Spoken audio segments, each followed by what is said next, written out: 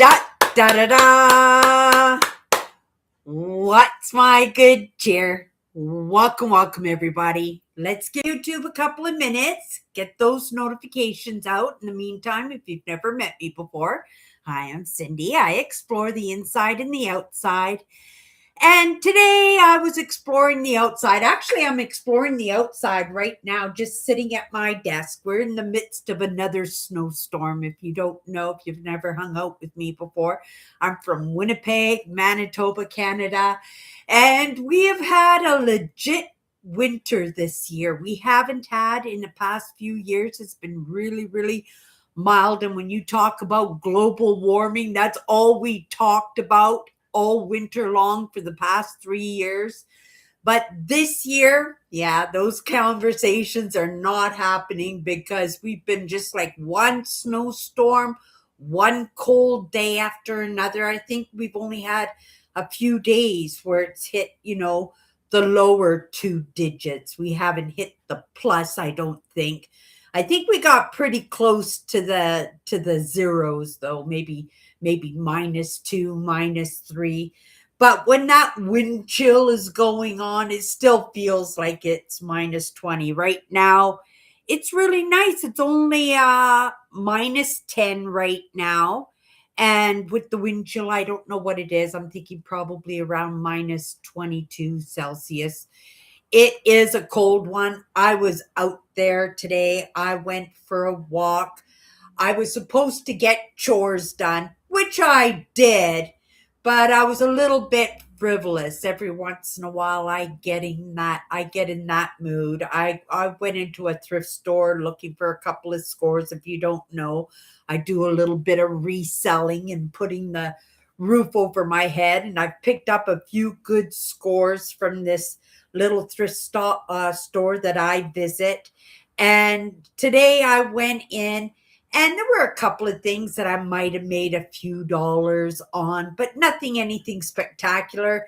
So I thought I'd just because it was kind of like a day off day for me, just to spend the day by myself, with myself. And like I said, get out, do a few chores. And I walked into another part of the city and walked over the bridge. And obviously, living in Winnipeg, we have a ice skating rink that is about, I'm not sure how long it is, about 4 kilometers long, 6 kilometers long. And it's right over the river every year. So people quite often will skate to work if they live downtown and stuff. And so, I like to stop over on the bridge and I like to look over the bridge at the ice skaters and all the road crews and the Zambonis that keep the ice cleared on this skating. It's not a rink, it's an actual trail, but it's as wide as a rink. It takes up half the river and they keep it nice and smooth. And people are out there all the time ice skating. And I stopped on the bridge and just kind of watched everybody. And the guy, like, he could have been an Olympic skater. He was skating backwards and doing twirlies and stuff. And I don't know where he was going, but he was going pretty fast, but he was pretty confident in his skating. I loved ice skating. Do you ice skate or did you used to ice skate, Tammy? In Michigan, I'm sure it gets cold enough where rivers freeze solid and you have that opportunity to go ice skating. I don't know if it's anything like in Winnipeg here. Dads are always making little ice rinks out in the backyard for the kids in the wintertime. They just, clear the ground of snow and make a little pile fence around it. And then they just take the garden hose and they fill it up with water. And right, they just kind of scrape it down until it's smooth. And then their kids can do little ice skating tricks or invite the kids over to play hockey. For the most part in the winter, the kids play the ice hockey out on the front streets. We're not strangers to winter here in Winnipeg. We like all the weather and people are out and about no matter if it's raining, snowing, really sunny. And for myself, I prefer the cold to the really, really hot. In fact, I get upset with myself if I get so tired and I forget to turn the heat off. And then I fall asleep and then I wake up 2 hours later and all my blankets are thrown off of me. And right. And I'm trying to get some air because it's just so stuffy. And yeah, I turn the heat off and I usually always open up the windows and I let the cold air come in. um, I am not a big fan of IKEA just because the store is just so massive. They're like football fields and stuff. But oh my goodness, I really love their linens. Like their quilts are absolutely amazing. And I have a quilt on my bed that is specifically for summer, right? Because it's very thin and it's made of a cooling material so that when you use the quilt, you feel that cozy because, we all like that cozy, cuddly feeling. But having that cozy, cuddly feeling, you quite often get kind of suffocated with the heat. And so for myself, I found this quilt and I got it at that little thrift store that I worked at, and I washed it, bleached it, and I absolutely fell in love with it.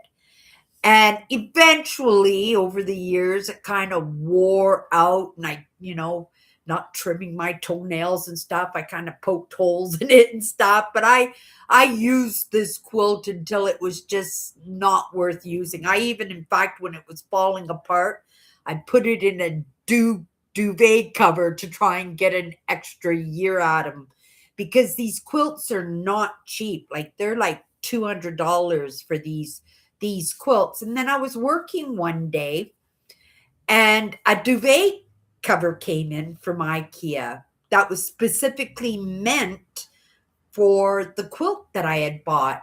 And I didn't have that quilt anymore, but I bought another quilt, and it had the temperature. It said cool, a cool duvet. And I said, "Oh, that's pretty cool. I'll put it over my quilt because it just doesn't have the same effect as my duvet quilt." And I opened up the bag because it was brand new in the package. I opened up the package, and as soon as I opened up the package, it went poof. If you ever see those Instagram posts with the couches and the mattresses when you open up the package and it just kind of poofs open. Well, that's what happened with me with this duvet, which I thought was a quilt, but I guess in Finland or wherever, Norway, wherever this main company is stationed, this is what they call a quilt, is a duvet, right? And it turned out to be a quilt. And I thought, oh my goodness, I got a second one. But not only did I get a second one, I got the summer quilt instead of the winter coat quilt, which I had before. And because I'm a cold person anyway, it was even better than the first quilt that I had. So I scored on those IKEA quilts. If you have some money to throw away, or if you do thrift stores or something, and if you ever come across, the name of the quilt, it starts with an S. It's, some foreign name, but it starts with an S. And it's absolutely amazing. They're a couple $100, but it's well worth the money. We talked about it a little bit yesterday. You get what you pay for, right? But if you're lucky, you don't have to pay a lot of money. So getting back to my day today, I went and stopped off at the bridge, and I just enjoyed, I thought I would take a little short video or something, because it was just absolutely adorable being up there and seeing the kids and seeing people leaving and going home from work and ice skating home on the river trail. And I just stood there for a few minutes, and then I carried on because it was cold. It was cold outside.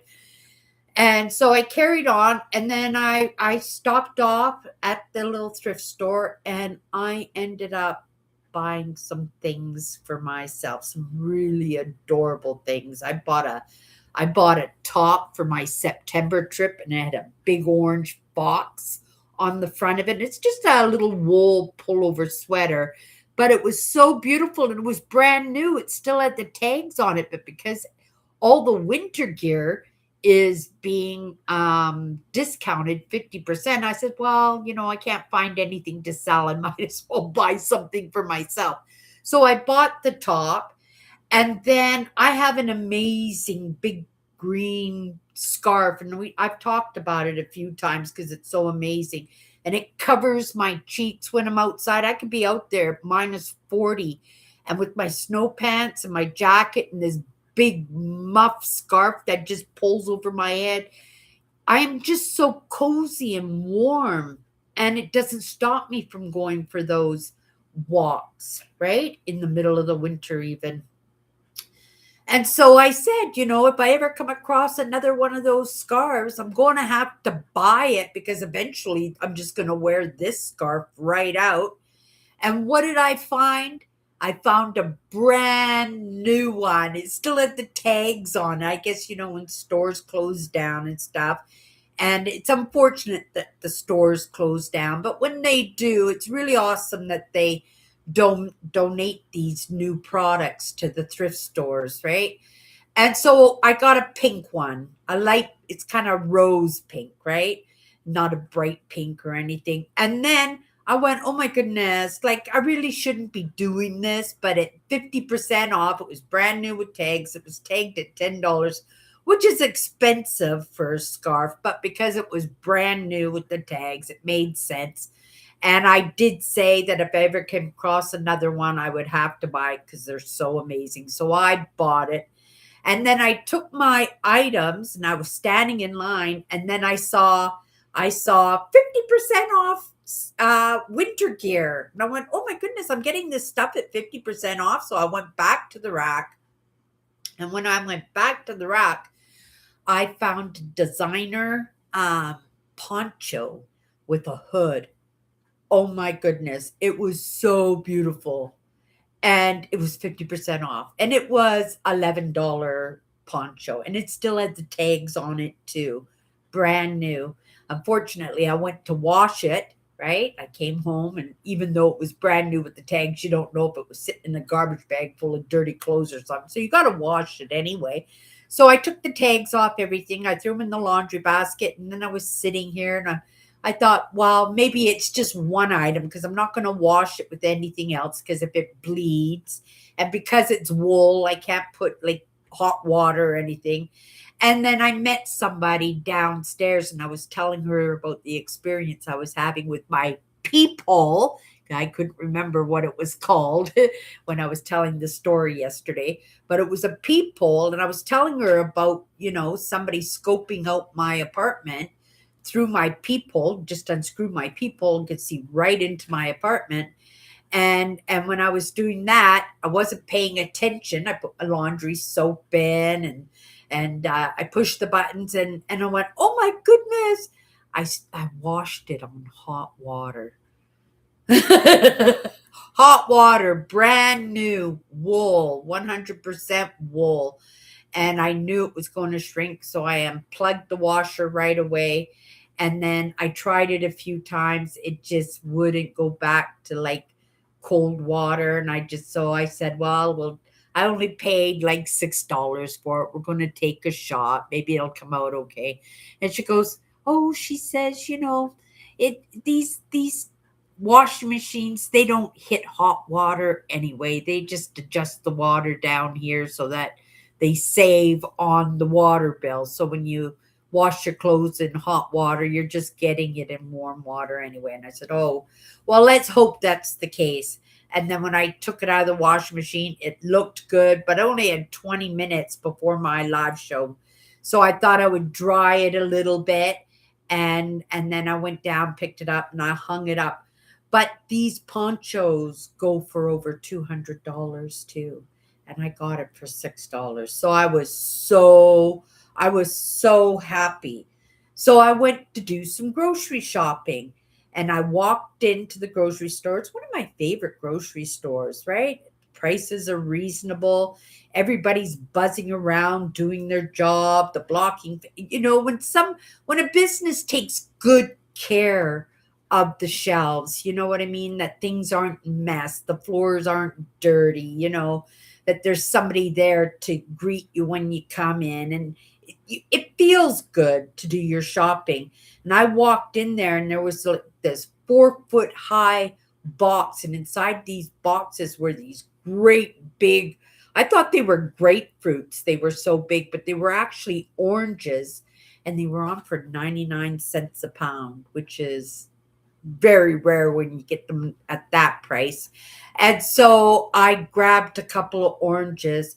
They were delicious. I only had one. I've got one saved for tomorrow. I'm usually not a big fan of oranges, but oh my goodness, it makes me want to go back to that store tomorrow and pick up even more of those oranges at that price. They were so sweet and juicy and just so perfect. It just seemed like my whole day was just going check, check, check, check, check, check, check. And I was just ticking things off the box and I was enjoying my day.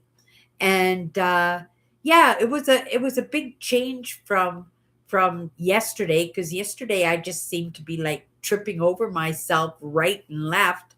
And of course, I put myself in that own frazzle, which doesn't happen very often for me. So I found it to be a good experience.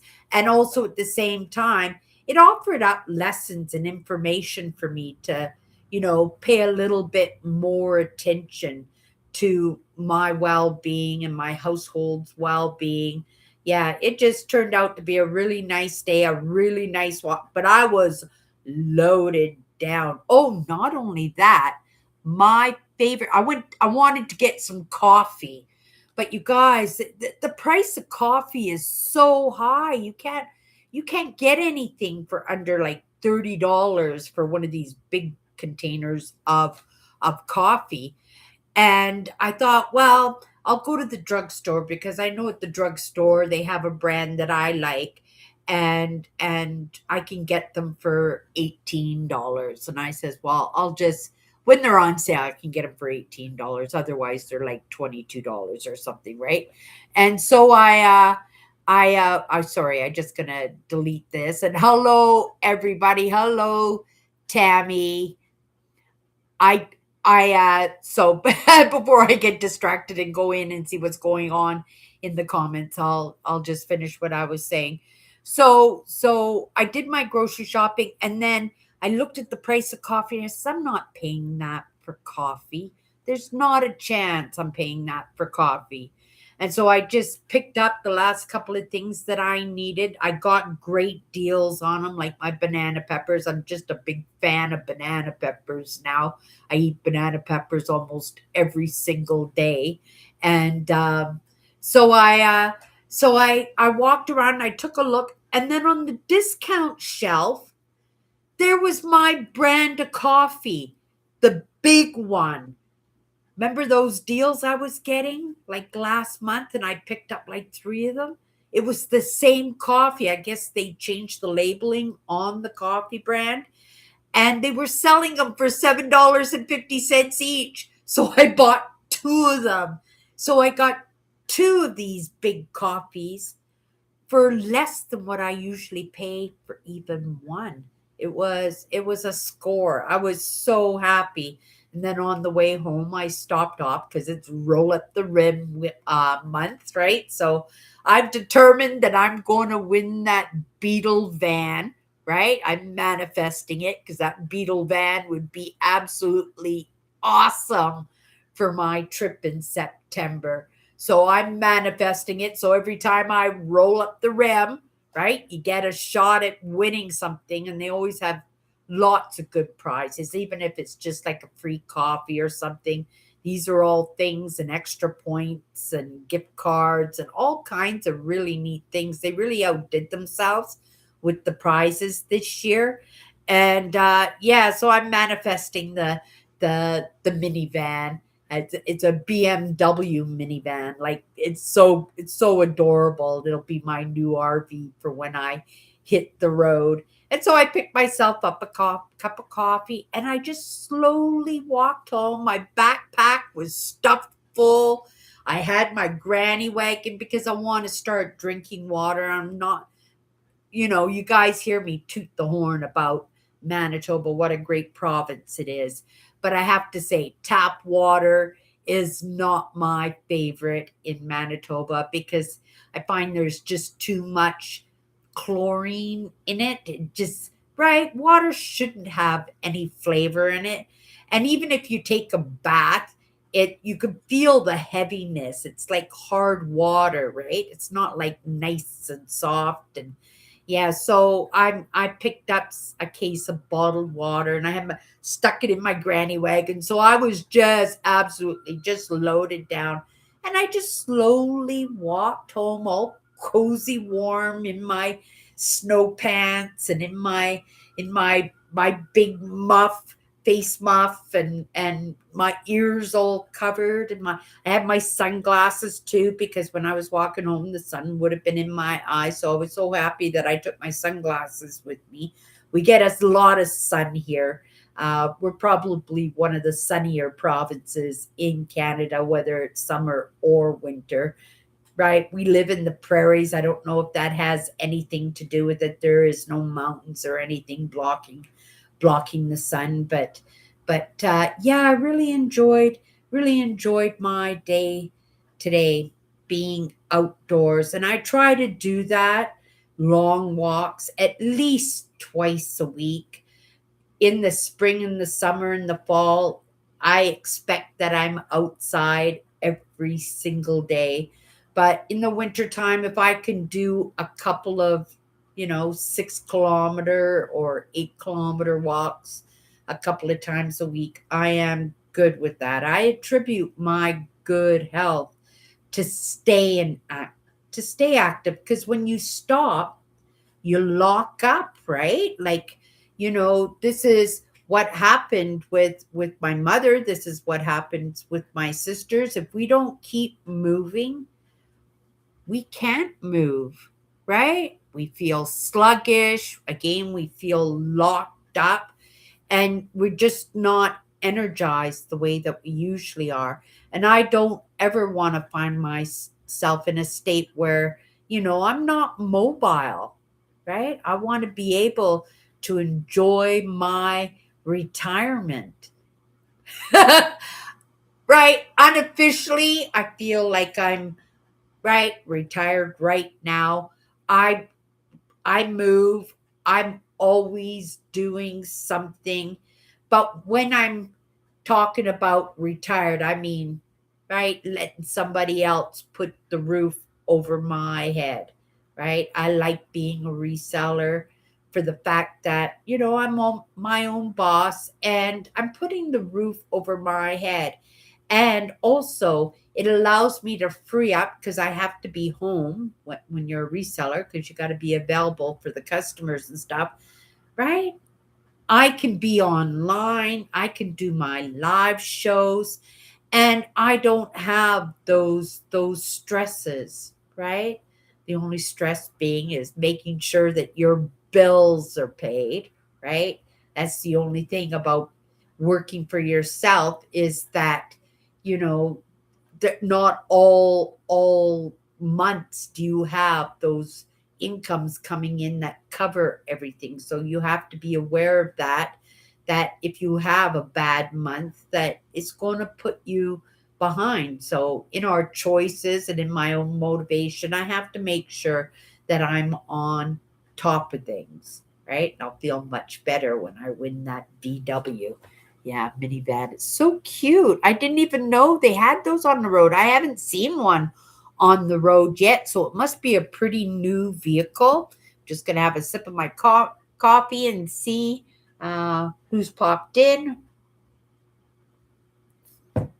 Eugene's here. Hello, Eugene. Hello, Tammy. Um, I'm happy for you, Cindy, that you got to have a little time for yourself. I always have time for myself. I don't want anybody to think that I'm so busy. Like that was my life, for all of my life, going 100 miles an hour, worrying about everybody else. worrying about myself, worrying about my situation, right? Stumbling and tripping over myself. And it's only in the appreciation of, right, realizing that I get one shot at this. This is my life and I want to enjoy it. And yes, it's kind of right. I'm in my 60s already. So it's not like I can make up for what I missed in the past. I can't make up for all those mistakes that affected me in my future, right? All throughout my life. I can't course correct that. I can't, right? I'm not going to have babies, right? I'm not going to walk down the aisle again, right? It's not to say I won't get married, but if I should get married again, right, we'll just go find a official person and just do it that way. And also, you have to think, would that financially be smart to do that, or do we keep our pensions separate and still have those two incomes coming in, right? Things to think about, but not things to think about not in this moment, because it's not the situation that I'm in, right? So when I come to that wall, if it should ever happen, then we make those decisions then. In the meantime, right, I carry on, but I carry on now with a totally different attitude. Like, I have to enjoy my life. And it's something, there have been times in my life where I've had that opportunity to really love life, love my jobs, love my friends, have good times and adventures. And I don't know if I was kind of led into that, but I think a lot of it is in my curiosity and the fact that I was kind of open.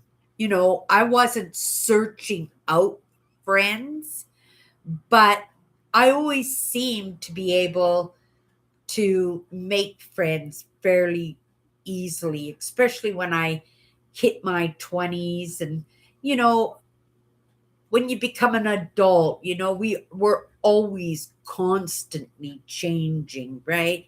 I can't imagine that I would have been that same person that I was in my teens, and it very well could have happened that way.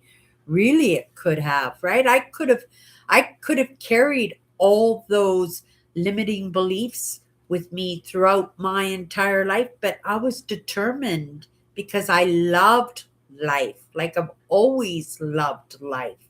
I didn't always get the life that I wanted, right? I didn't always get the life that I dreamed of, but I didn't realize that it was in my choices, right?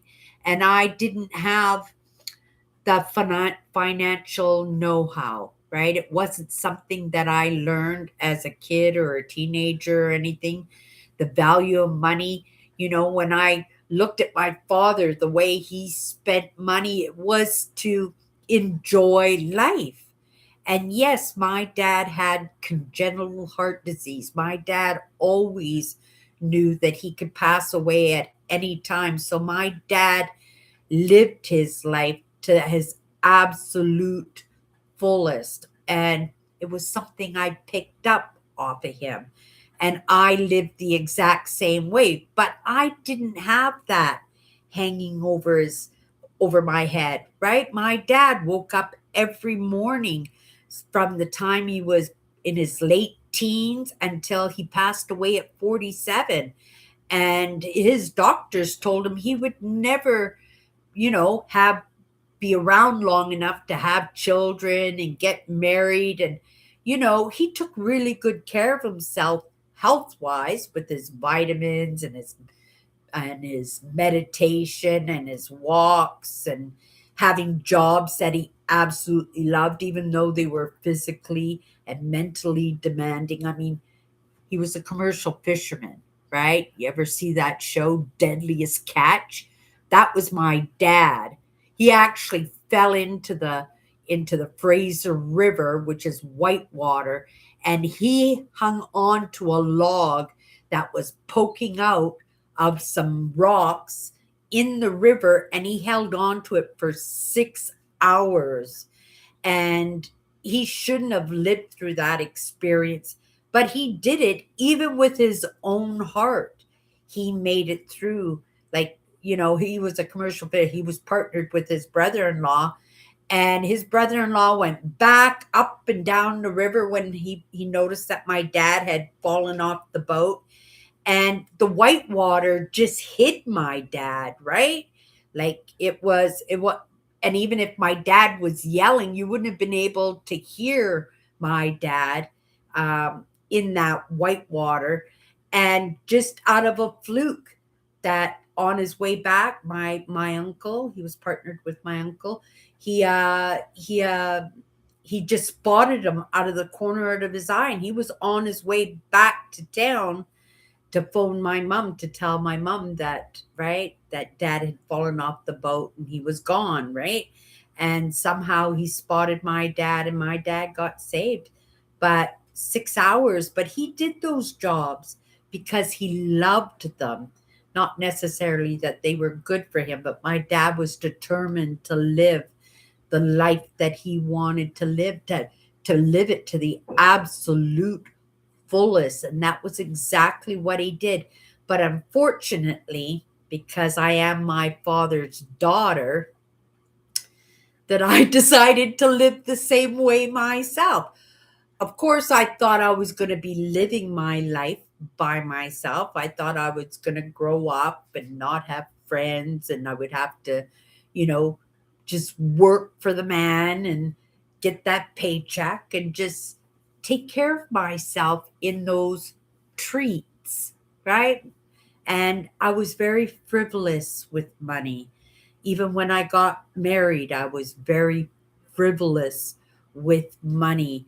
I would, oh my goodness, being a VLT addict, I was putting a thousands and thousands of dollars into those machines every month. And I was making good money at the time, but I had the know-how. Like, everybody knows how to save money, don't they? Right? But it's in our choices to be strict with ourselves. And because my dad lived his best life, but he lived his best life for different reasons, right? For me, I looked at my dad and said, well, my dad is living his life and being frivolous with money and gambling and going on road trips and, right, doing what he wanted. And I just picked up the same thing, the same kind of attitude. I think it served me well in the end. It didn't make it so that I ever got to buy my own home. I've never been a homeowner myself. I have been able to make payments on cars and have new vehicles, but I've never been able to apply myself for my future. It's just something I've recently learned to do, and how well I do it, I don't know. I was a little bit frivolous today when I went out and about, and I just kind of, oh, deal, oh, this, right? And sometimes we do that when we're not feeling good. We treat ourselves like that so that we do feel good. So I'm not just going to lay it on my dad, right? That I was just frivolous with money because I was living my best life. It was also because I was using it as a way to cope with my sadness, with all that pain in growing up, that rejection and dejection and neglect and complex trauma. If you don't know what that is, it's just one traumatic experience after another, and it just builds up until it's to the point where it's actually post-traumatic stress disorder. And this is something that police get, firemen get, ambulance workers, they get this, and they get this from just, my husband got it, right? It was one of the things that helped to contribute to our marriage falling apart because he got post-traumatic stress disorder from doing a tour uh, during the wars in Croatia in the early 90s, right? And so in those experiences, it only takes one really, really bad experience to put you into a state where it affects you for your entire life, right? But for myself, it was all these scary moments and traumatic moments that I had as a kid, and they just slowly built up, and in the end it caused the same kind of problems, right? And one of those problems was addiction, right? For me, and I struggled. I would be the first one to admit that I have a very addictive personality, that if I like something, I'll go into these kicks of eating a certain food for a few months until I notice the scales are going too high, and I'll go, okay, I gotta quit that. And then I go on to something else. Oh my goodness, I've been addicted to crunching ice. I've always been addicted to food, right? To treats. It was something that I was denied as a child. I was always put on diets and restricted, and food was used as punishment and reward for me. And so I got addicted to food. So that was my number one. And then crunching ice. And then there was uh, the halls. I got addicted to halls. I got addicted to gambling. At first, it was like Poker Stars, and I was like playing poker and entering tournaments and stuff online. Um, and then I got addicted to the video lottery terminals, and it was just one thing after another, but grateful that I recognized when they were causing problems in my life, that I was able to kick most of them. I would have to say the gambling one was the hardest one, right? Of course, food's a hard one, but you can't really cut the food out. You got to eat to survive, right? But that gambling was my absolute worst addiction. And I used it for coping, right? Definitely. I used it for coping. I used it in a way because I felt conscious around lots of people. And because my husband was a very social butterfly, and I was in my job very social. But when I was off work and I was just hanging out with myself, right? That it was my time for myself. So when my husband and I would go out, it would sometimes be hard for me to be social like he was social, and I didn't want to be clingy to him, and so I would go off and I would play VLTs, video lottery terminals. I would gamble, and because I didn't drink, right? He would be able to go off and hang out with his friends, and we'd be in the same building, in the same bar, and yet, right, we would be doing our own thing. I love my husband to death, but I don't think we were friends, right? We didn't have a lot of common, right? We had common values in how we treated each other. We filled each other's gaps out really, really well, but we didn't we didn't hang out together, just me and him. It was always lots of us. It was always lots of us, right? So in my choices, I'd hate to say that maybe me and my husband shouldn't have been together, that it was probably my dream that I wanted to be married, right? It was, a dream I probably had as a little kid and never thought it would be anything that I would achieve in my lifetime. And here it was, somebody who loved me to death, and it didn't take much, and I was just as in love with him. And but I didn't believe in the miracles of, right, that I could have my dreams come true for me. And actually, when he asked me to marry him, I thought he was actually joking, because I didn't think that was in the cards for me, right? Yeah, it was projected onto me as a kid and as a teenager, and then I just picked up that baton and just accepted that that wasn't going to be a part of my life. And when it all became a part of my life, it blew me away, and it made me nervous, and it made me delve into those coping mechanisms, which are addictions, even harder, right? Even harder. And even harder. And I got, I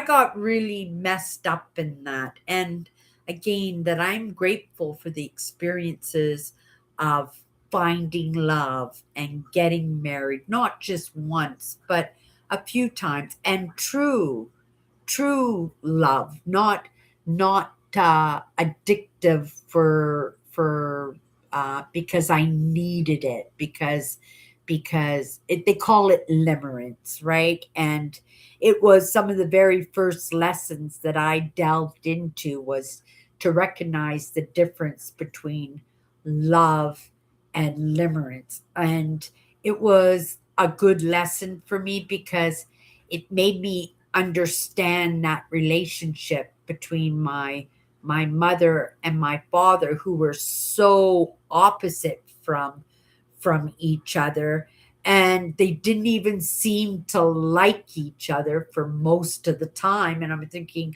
like, why are they together, right, if they don't even like each other? And it's this understanding of limerence in filling each other's gaps, right? Without helping each other to learn to fill their own gaps, right? And so it was a good lesson for me, and it made me look back at the relationships that I had, and to recognize that that wasn't the way it was for me, right?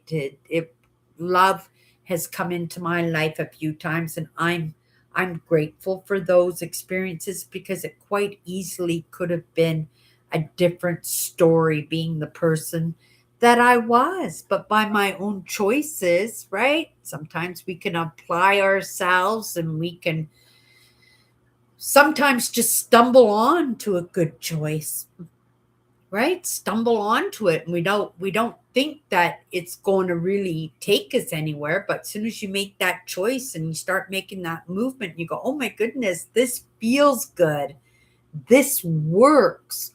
Or, oh my goodness, I didn't know that this was a possibility.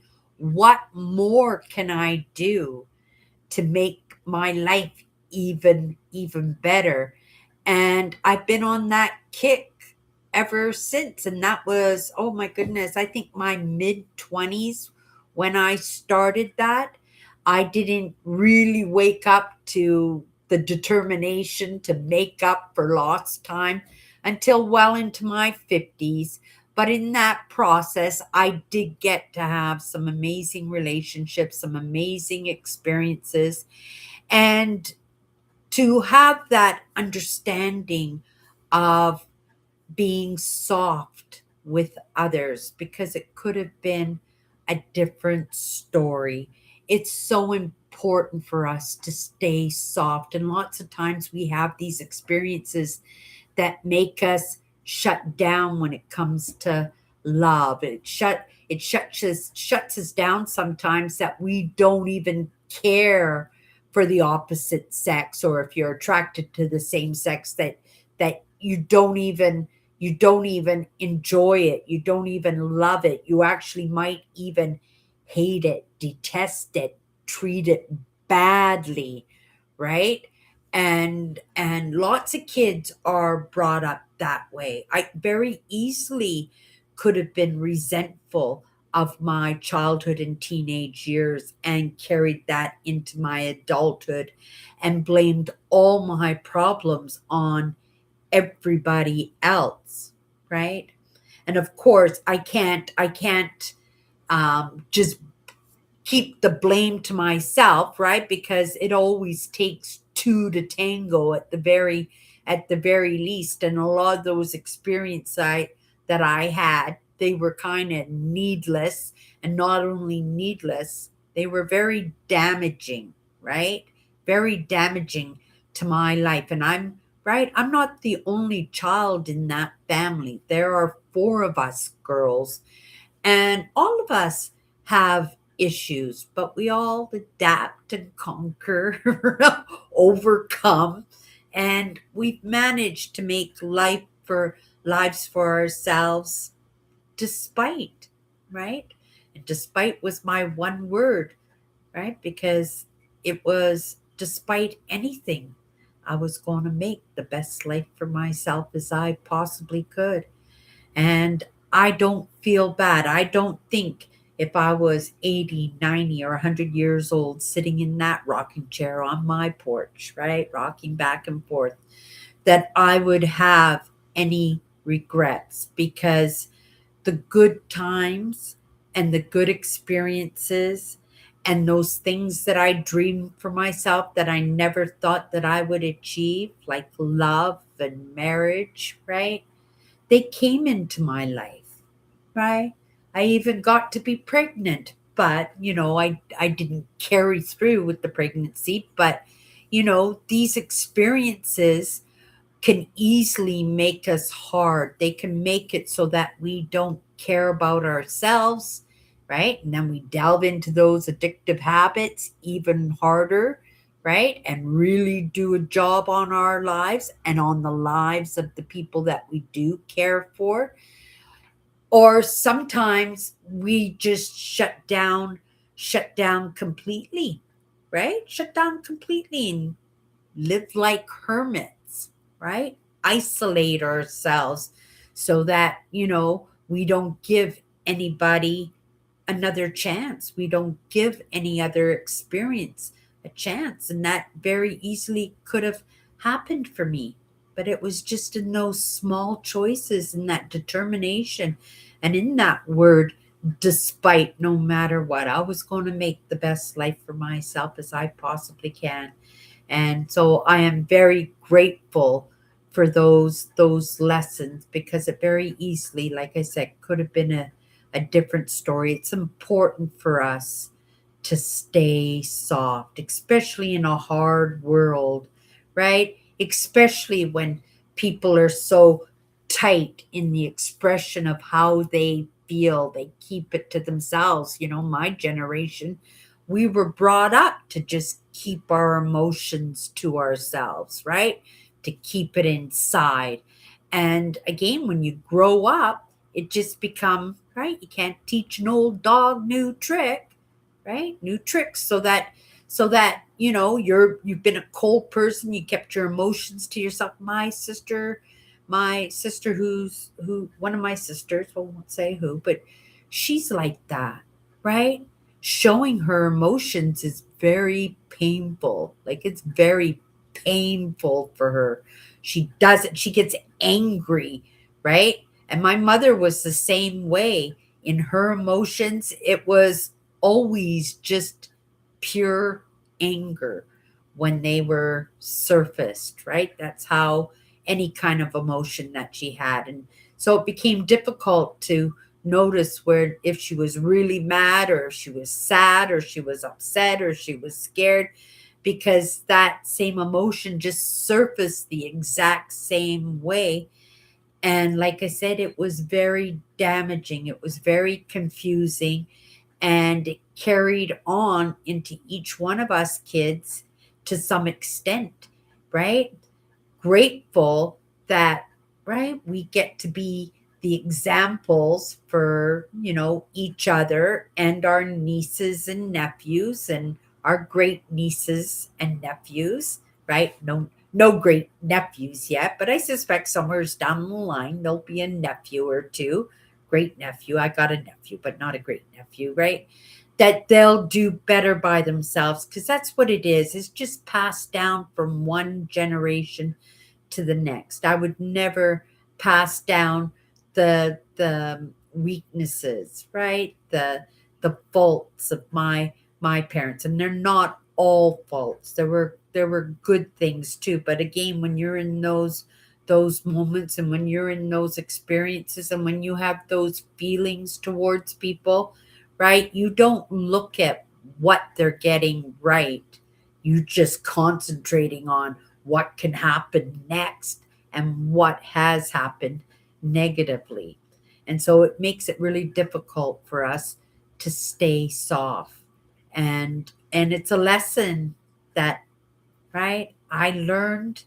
Well, like I said, everything took me by surprise, but I did take it in, but I always expected it to fall apart because I never thought it was for me, right? And over the years, in listening to different perspectives and being interested in other people's experiences when it comes to relationships and stuff, and paying attention to, my own family to see where we got it right and where we get it wrong, and to understand that we don't always express properly, right? We don't always express in a truthful way. We just express in a protective way. And that was a big lesson for myself too. So again, I have to say that I'm super grateful for the past half a dozen years. And if I was 90 years old and rocking in my rocking chair, I wouldn't regret any of it because I know epigenetically we just pass this stuff down to the next generation, don't we? And that's not going to happen, right? That what I'm doing and how my nieces and nephews were brought up in their own life.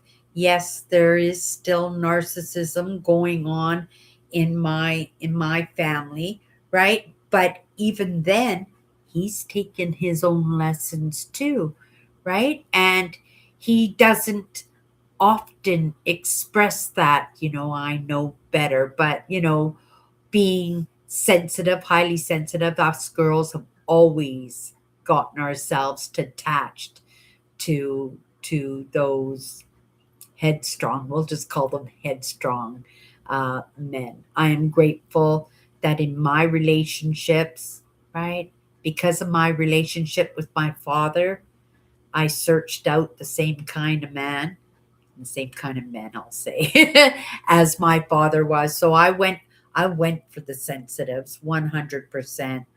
The hugs, the kisses, the I love yous, the let me hold the door, right? Here's flowers on our anniversary. Like I went for those kind, right? Where my sisters always went for the breadwinners and right for the guys that could fix the roof and build a house and and then there's Cindy. She marries her husband who couldn't even remember garbage day 4, right? And refused to mow the grass. So but you know what? It's the exchange and in filling those gaps that I needed to have filled, he filled them very, very well. All my relationships filled those gaps in me and served me well. And I believe, just in the experience of how we ended those relationships that we did really good by them. And it was because we stayed soft in those heartbreaking and in those sad experiences that we had to go through together and separately. Yeah, staying soft is a hard one in this world that we live in, right? Lots of people hide their emotions. It's kind of like, oh, how are you today? Fine. But you can just see on their face that things are not fine. I usually will call them up. What's going on? I can see it. And they'll, how did you know? And they cheer up right away because somebody actually even noticed that they were not feeling well or they were sad or something. And sometimes it's just in that talking, right? And in crying, talking, crying, and time that will get you through the difficult times. It always will. And they'll get you out the other end where you're not disillusioned by relationships, that you'd still be willing to give it another shot, right? Okay, I don't know why I got into that conversation, but that's how it came out. So that's how it came out. I hope there's something in there for somebody. I'll come into the live myself and take a lesson for myself. You know, I don't give myself enough credit for how far I've come in my life. And I might have come to it kind of late, but I believe better late than never, 100%. And because Cindy's not coming back, but I believe those other parts of me are coming back, that those are lessons for them too. And if they pop into somebody else and that somebody is open and willing to have an experience with their other parts of them, that maybe, right, they won't find themselves in the same situation as I found myself in, or my sisters found themselves in, or my parents even, right? But it's always in our choices. If we find ourselves in those, oh, there was just a car accident outside of my apartment. The snow just happened, so and he's willing to pull over, but the other guy is not. Just give me 1 second. I'm just going to take a look here. Yeah, no, he didn't stop. They didn't stop. It was a hit and run. Oh my goodness. Isn't that terrible? Isn't that terrible? The one guy stopped, but he saw the other guy wasn't stopping, so he moved, and I thought maybe he was just moving up a little bit because the guy pulled over, but no, they didn't. Oh, isn't that awful? Oh, that's terrible. And that's a terrible thing to happen because nobody likes to get in car accidents because your car insurance goes up and it's a hassle. You got to go take it in for an inspection and repairs. And it's a big hassle, especially if you got work and kids that got sports and stuff that, oh, right. I've gotten in a couple of accidents myself over the course of, oh my goodness, how long have I been driving? At least 40 years I've been driving. And yeah, I've gotten in a couple of accidents. One of them was mine, right? My fault. And the other one was just a car that kind of went through a stop sign, and I was sitting there, and he just drove right into me. But yeah, your car insurance goes up, accidents. The guy wasn't hit hard because I saw it. Like I heard the car honk, and then I looked, and then I saw the car on the other side hit him, and it wasn't a hard hit because he just pulled right over to the side of the road. The other guy just took off. Okay, you guys.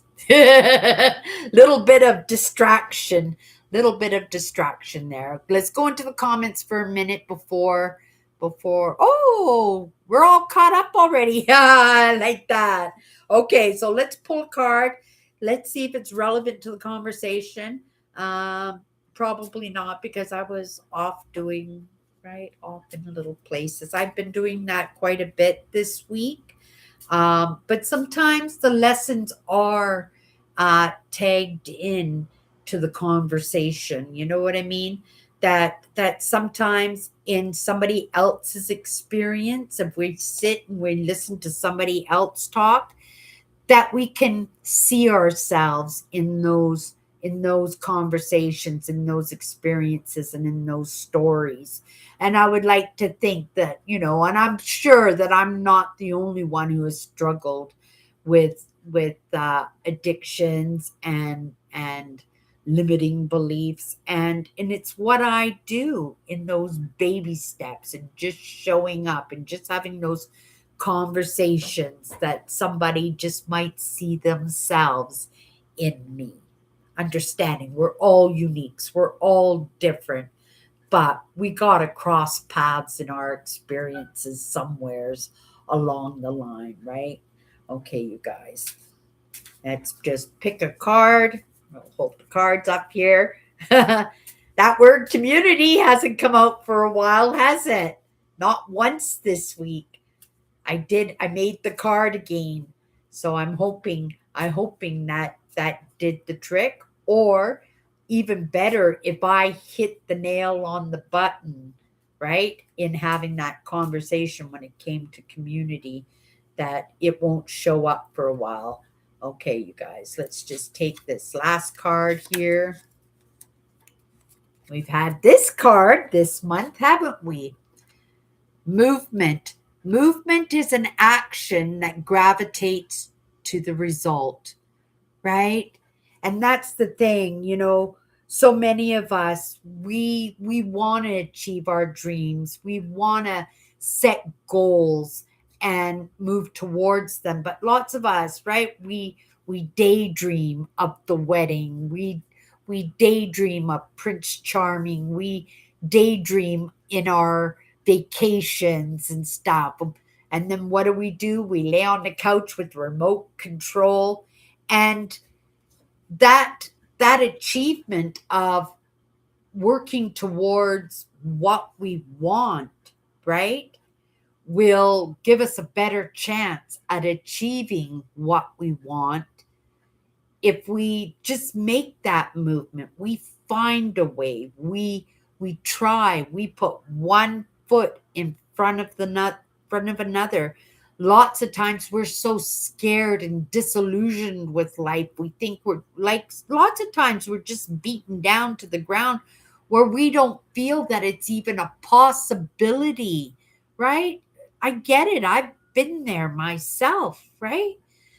But in waking up to some ideas, I also know that I didn't put that effort in, right? Somebody put the effort into making me think that I didn't have any possibilities of creating anything wonderful for my life, right? That I was kind of a waste of air,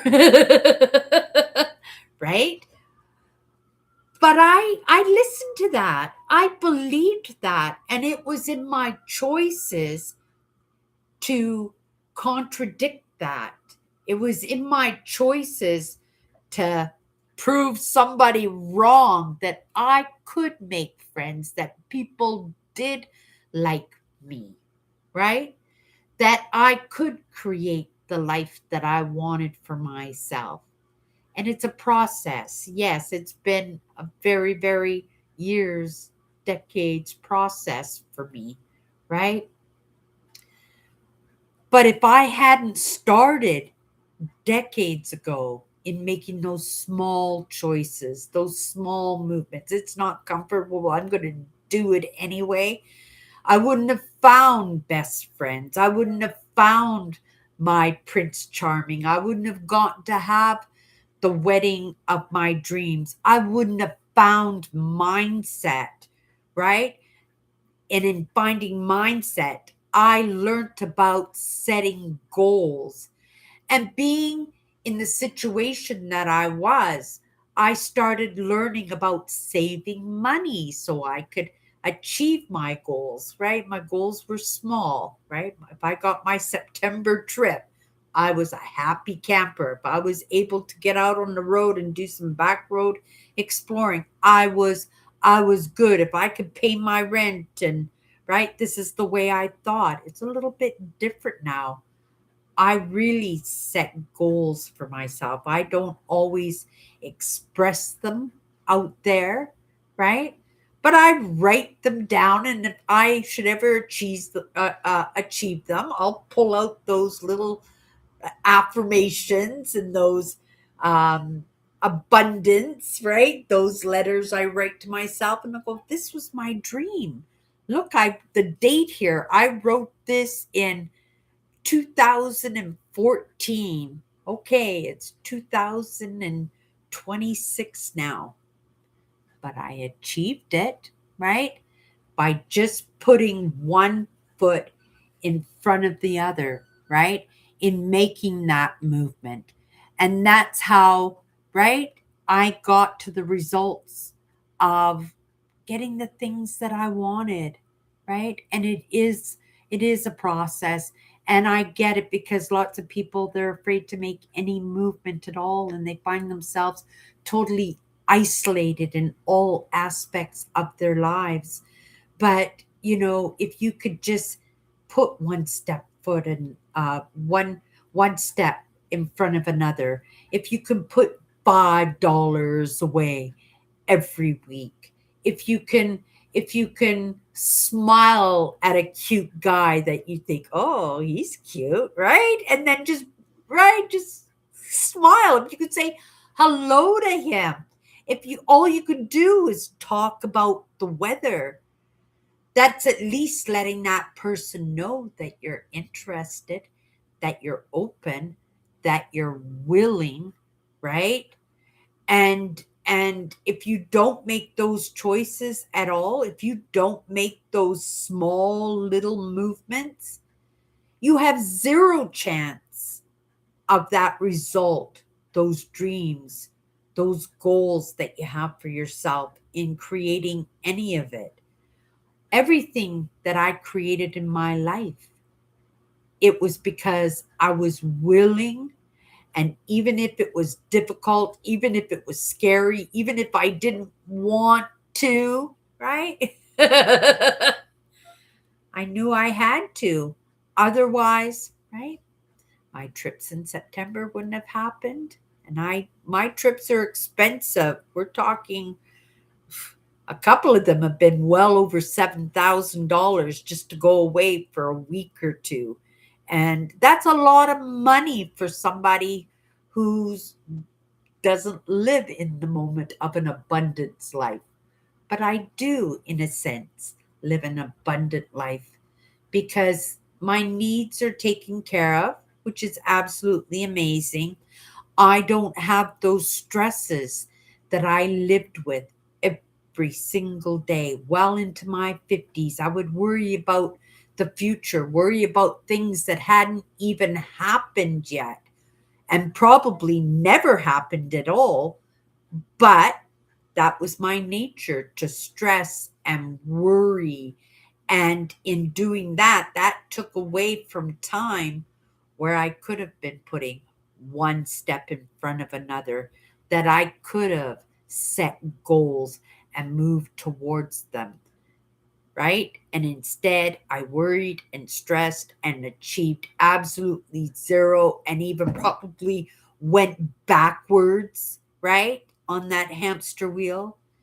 And grateful in the little bit of movement that I made it to, right, this age of AI learning, where I actually was able to be introduced to different ideas about putting my life back together, and stumbled onto mindset, and right, made some choices, started setting goals, pulled myself out of a slump that I might possibly have lived in my entire life. Possibly, right? So depressed, so miserable, so hopeless in my understandings that I didn't want to be here anymore. I don't think that would have ever happened to me. I love life, even when it's all terrible. It's a challenge for me, but sometimes you get tired of just beating the horse, right? Just working in the miserable, right? Living your life as a miner your entire life, and then ending your life with black lung and accomplishing what? Right? Maybe having a few babies and passing that life down to the kids, right? And that's what we're all supposed to be doing, right? Doing better by ourselves to be the example for the kids, to be example for our neighbors, to be the examples for our community, our country, be the examples for the world, right? All depends on what kind of goals you're setting for yourself, right? Movement is an action that gravitates to the result, right? And if you don't take any action, if you don't make that movement, you got zero chance of hitting that result. If you put one foot in front of another, if you set some goals, right, move towards them, at least you have a fighting chance. Okay, you guys, let's come in here. Oh, I keep using it. And we'll just come down here and say hello and say goodnight to everybody. I did try ice skating, Cindy, some until one day I fell and my skate blade, cut your wrist and it kind of scared you because it was bleeding a lot. So that was it for me. I loved roller skating. Oh, I liked roller skating too. That was fun, right? On the weekends, we go to the roller rinks. They're kind of, oh no, they're not obsolete anymore. I think they're actually coming back. Roller rinks are coming back because I see some Instagram videos of the dancers at the roller rinks and I watch them sometimes. They're lots of fun to watch. And yeah, so they're coming back, but they were really popular in the 60s and 70s. It was a really something we all loved to do in the summertime. In the winter, we were all about ice skating. At least I was anyway. But the roller rinks, they were lots of fun. They were lots of fun too. But right, maybe you'd still be ice skating now if you had right brushed your knees off, or in this case, put a band aid on your wrist and say, okay, try it again, right? Try it again. And then after a few tries, saying, okay, I fell a few more times, got a few more bruises, right? But I'll be very careful next time and, right, won't do the cutting of the wrist with your blades. But yeah, I get it, right? I went on the roller coaster when I was 10 years old. I went like 3 feet off of my seat, right? Going down this roller coaster, which was a wooden roller coaster in the 60s and 70s. And I never went on the roller coaster ever again because the experience was so scary. But I'm somebody who likes the ground, right?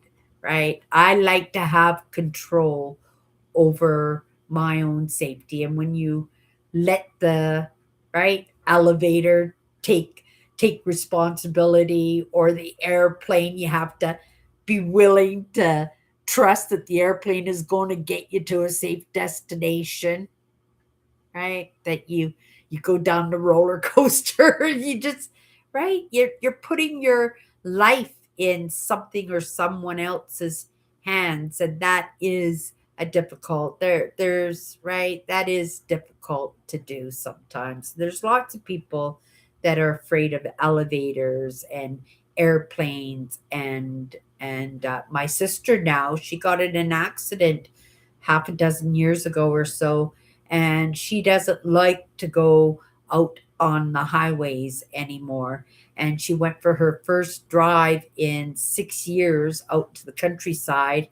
And she said she actually enjoyed herself, right? And she hasn't been able to do that for like 6 or 7 years. And so sometimes it is just in getting up and brushing your knees off and trying again, right? And overcome your fear. I don't believe that when you have a serious fear, that somebody forcing you to do it anyway is going to help in any way. For me especially, right, that would make me even more scared and more disillusioned about trying something ever again. It's got to be by your own choice, right? And sometimes that movement means getting up, brushing off your knees, and trying again. Okay, you guys, that's it for me tonight. We'll see you tomorrow. I hope everybody has a great night.